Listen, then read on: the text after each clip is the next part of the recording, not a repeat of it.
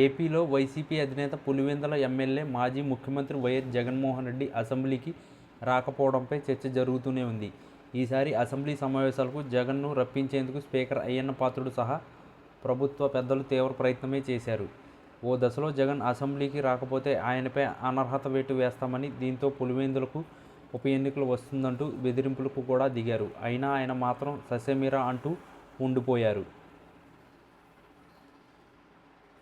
ఈ నేపథ్యంలో అసలు జగన్ అసెంబ్లీకి రాకపోతే ఆయనపై ఏ నిబంధన కింద అనర్హత వేటు వేస్తారన్న చర్చ జరుగుతుంది. గతంలో ఎన్టీఆర్, చంద్రబాబు వంటి వారే అసెంబ్లీకి రాకుండా బహిష్కరించారని, వారిపై పడని అనర్హత వేటు తనపై ఎలా పడుతుందంటూ జగన్ కూడా ప్రశ్నిస్తున్నారు. ఈ నేపథ్యంలో అసెంబ్లీ మాజీ స్పీకర్, టీడీపీ నేత యనమల రామకృష్ణుడు ఇవాళ స్పందించారు. జగన్పై అసెంబ్లీకి రానందున అనర్హత వేటు ఎలా పడుతుందో రూల్స్ ప్రకారం వెల్లడించారు.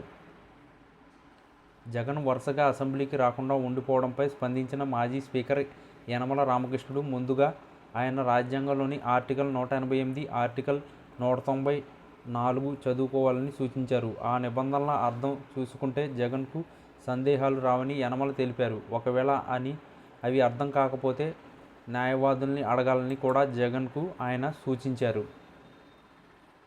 ఎమ్మెల్యేలు వరుసగా 60 రోజుల పాటు అసెంబ్లీకి రాకపోతే అనర్హత వేటు వేయొచ్చని యనమల రామకృష్ణుడు తేల్చి చెప్పేశారు.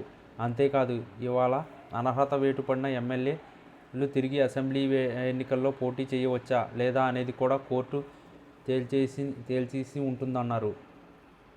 తేల్చాల్సి ఉంటుందన్నారు. ఎమ్మెల్యేగా ప్రమాణం చేసిన అసెంబ్లీకి బాయ్కాట్ చేయడం అనర్హత వేటు పరిధిలోకి వస్తుందని యనమల స్పష్టం చేశారు. కాబట్టి జగన్ అసెంబ్లీకి రావాల్సిందేనని ఆయన పేర్కొన్నారు.